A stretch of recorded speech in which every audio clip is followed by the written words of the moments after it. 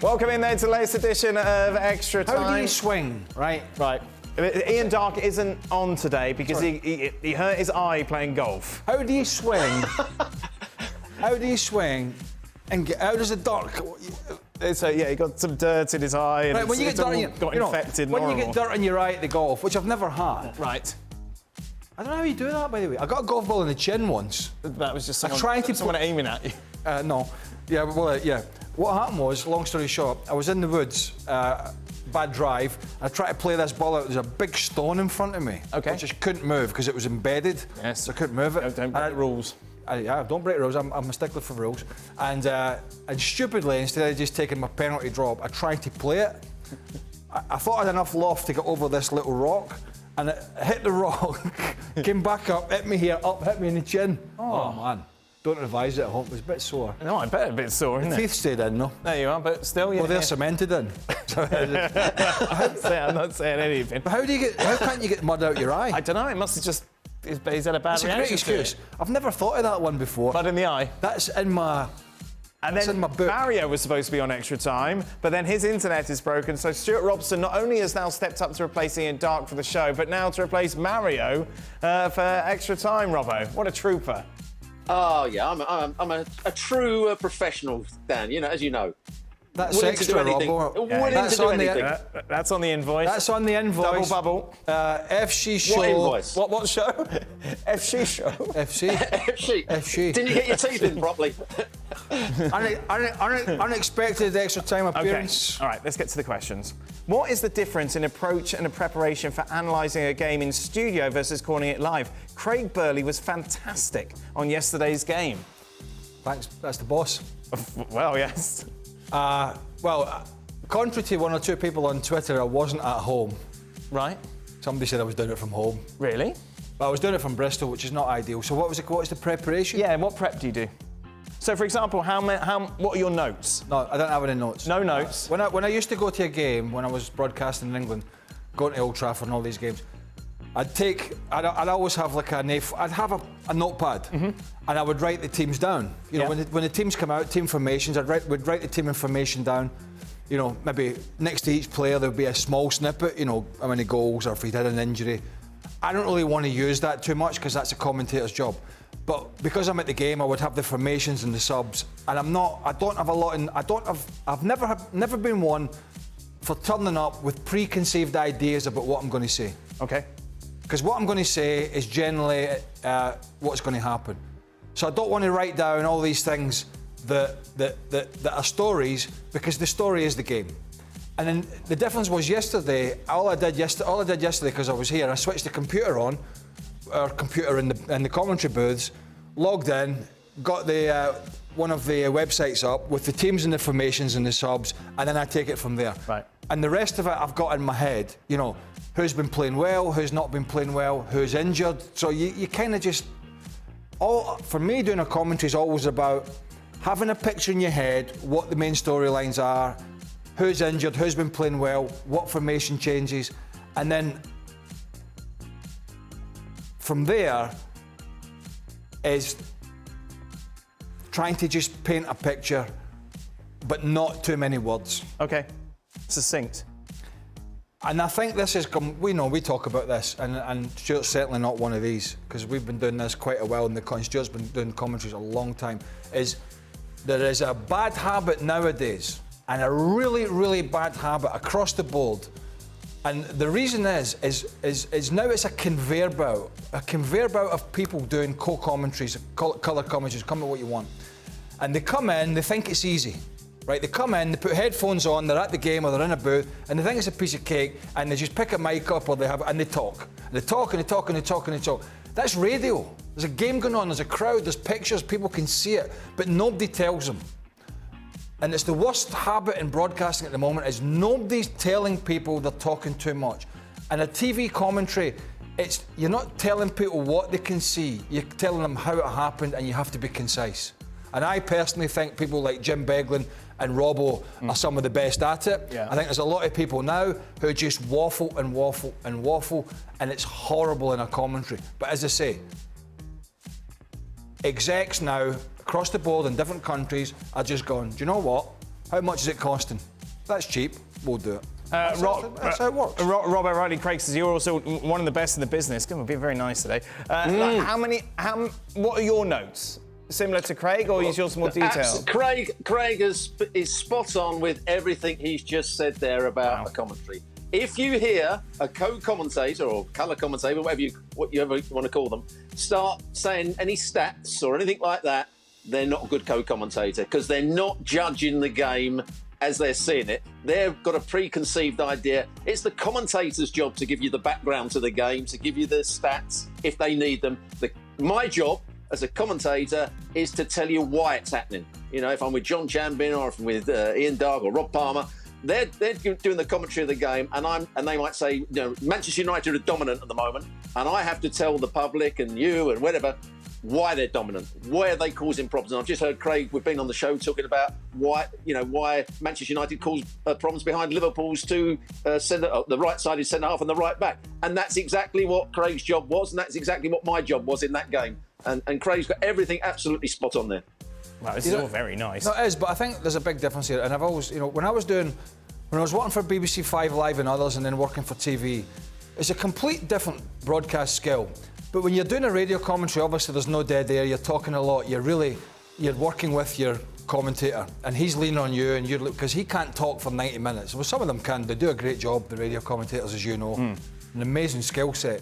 But when you're doing a radio commentary, you're telling people who are driving a car or sitting at home, you're telling them what's happened. He's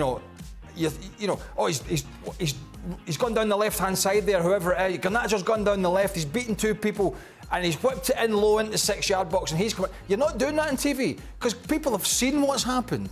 And so these things are completely different skill sets, but there's no point going on about it. It won't change. But I was saying to you before we came on air, when I used to work in the old days for Setanta Sports, and John Champion and I were the commentary team, and Macca was in the studio with Angus Scott and Les Ferdinand and others, all the production had meetings. The big wigs, the bosses and the match directors and the producers, they all had meetings at the week and said, what was it like? Was the commentary good enough? Was the studio good enough? Was it too flat? Was it this? Did he talk too much? And you would get feedback, right? Good or bad. I don't feel, and we don't need that, by the way, we're all right. Oh, yes, before we start having meetings. If the boss phones tonight, I won't be picking the phone up. If we start having meetings every day now, I'm blaming you. No, we weren't having meetings. We weren't involved in the meetings. They had the meetings, and then they came back and said, you crap. Right. Are you good? Right. But you're getting feedback. I believe, and I know what happens now, I don't think there is any feedback for the bulk of these people now.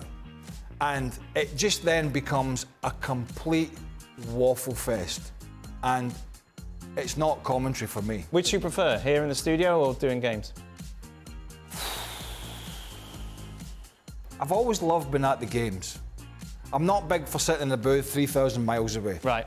And that was the other thing from yesterday, when talking the question about how you're doing it, was, without giving any secrets away, we were not at the game. John Champion was in Hammersmith and I was in Bristol. Yes. So there is also the challenge of not talking at the same time, which is horrible TV. But I like doing both, you know that? I love being at the game, but then I like studio. Maybe you should do some more games. Would you like me to? Yeah, I think so. Because I wasn't in the studio yesterday. I know. And I felt you were in your happy place. Robert, what do you prefer? I prefer co-commentary. I like being in the studio every so often, but my main job is a co-commentator. That's where I think I'm at my best, and it's what I enjoy. And I don't mind being in a studio. It means you don't have to be in a car park somewhere an hour and a half after the game, still can't get out, and things like that. And then when you get to the game, we haven't got your authorisation ready yet, so if you could just stand over there for half an hour. They're the problems. So I don't mind being in a studio. We do a lot of games from a studio, and I've done that for many, many years now. Next question is also about your commentary yesterday, Craig. Does Craig Burley think Garnacho's first name is actually Young? Did you call him Young Garnacho a lot? Oh, did I? Young Garnacho. Well, he is young, isn't he? Well, he is young, yeah. There you are. What would I say? Factually correct. Old Garnacho. There's old middle-aged Garnacho. Young Garnacho. Aging Garnacho. At what point do you... Sometimes you have these tendencies and you don't realise you're doing it. Yeah. I don't know, but... I don't think Man United fans could have been too upset with me yesterday. No, you probably didn't make the same mistake as I did in the game. I have a real problem with, now I'm going to have to get it right, Connor Bradley. Twice I called him Bradley Connor. So you probably didn't make that mistake. I didn't. Well, there we are. Robbo. I probably made a few, but... Okay, away from all of this talk. Hey, Robbo, what did you say? Just you two pat yourself on the back. Things are great. We're gonna have meetings every day now. Oh, it's bosses having meetings. We have meetings at this place. ESPN is meeting central. Right. You've only got to walk from here back to your desk, and people that work in hockey and all these other sports, they're having meetings. Yes. They're having meetings about yesterday's meeting and the meeting before, and we walk back and they're wondering why we we're here when we used to have morning meetings. Used to phone in. I can't remember. Were you here for those? Trust me. If we ever get to the point we're having phone-in meetings, it was just Gav Marcotti talking a lot. I'm off. That was it. That was on the the golf basis of the course meeting. 7 days a week. A percentage chance of an El Clasico final in the Champions League, Robbo? Quite a big chance, I would say, apart from I think Barcelona have got a better chance of getting through than Real Madrid have got. Yeah, because I don't think that's a fair point. Real Madrid won't get past Man City. So I think it'll be a Man City, maybe Barcelona final. How long did you allow yourself to handle any big loss? What was the usual response from your manager post-game and subsequent training sessions? So if you were playing for Liverpool, how long would it have taken you, or will take you, to get over this game?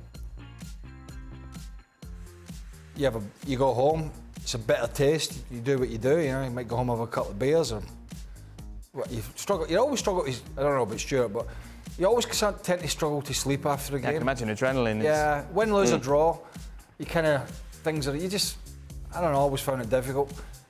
But whether it's playing Chelsea Arsenal games, or FA Cup semis or finals, or playing lost the first Celtic Rangers game I ever played in at Ibrox, first ever Old Firm game I ever played in. It was at Ibrox. We lost 1-0.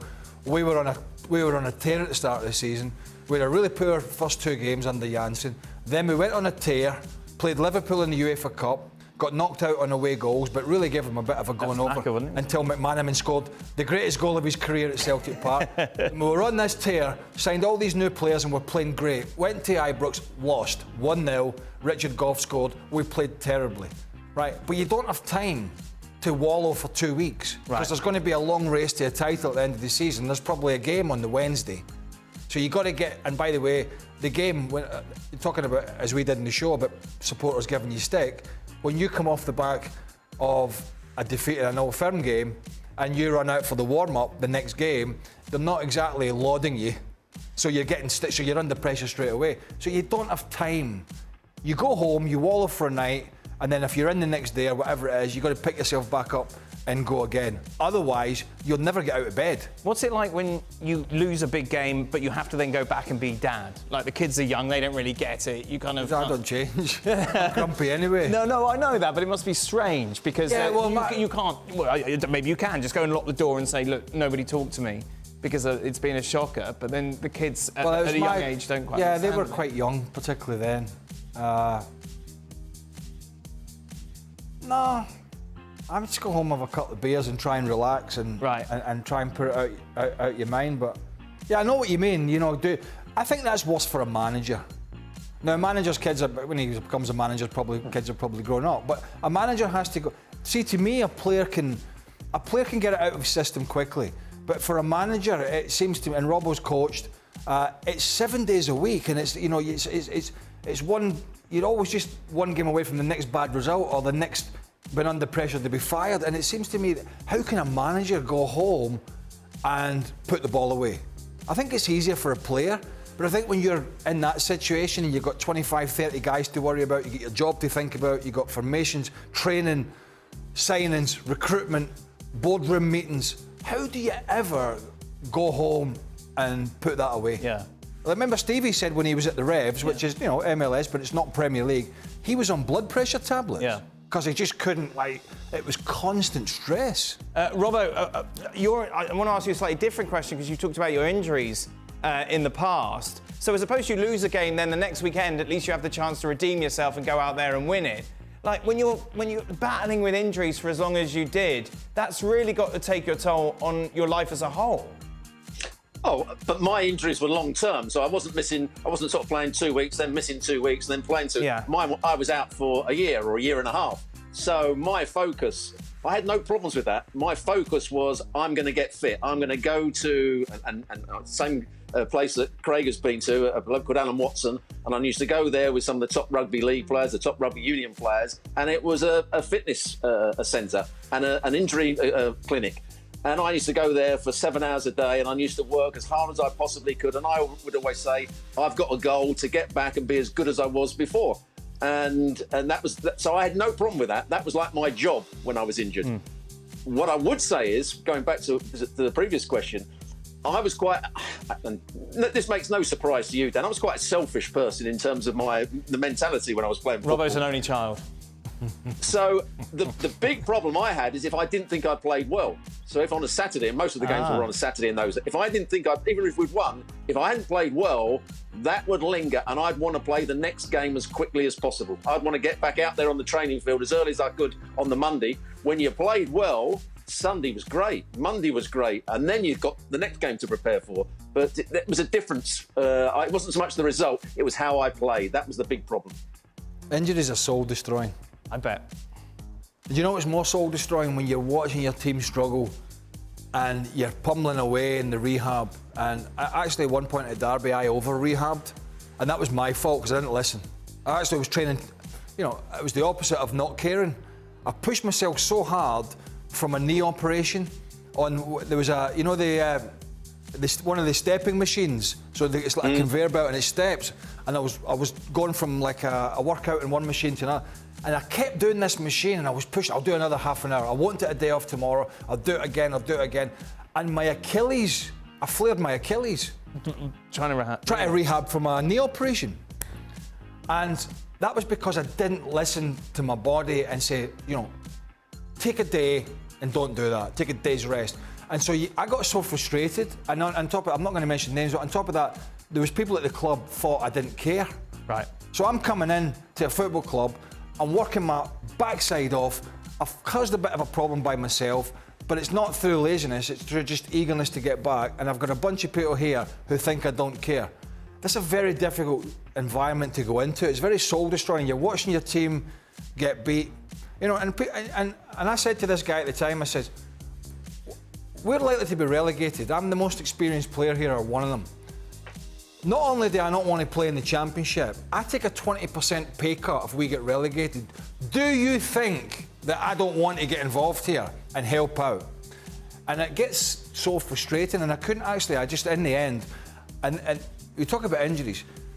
Then when I was trying to come back from this Achilles, I would go and train with, I said, right, I think I'm going to be all right.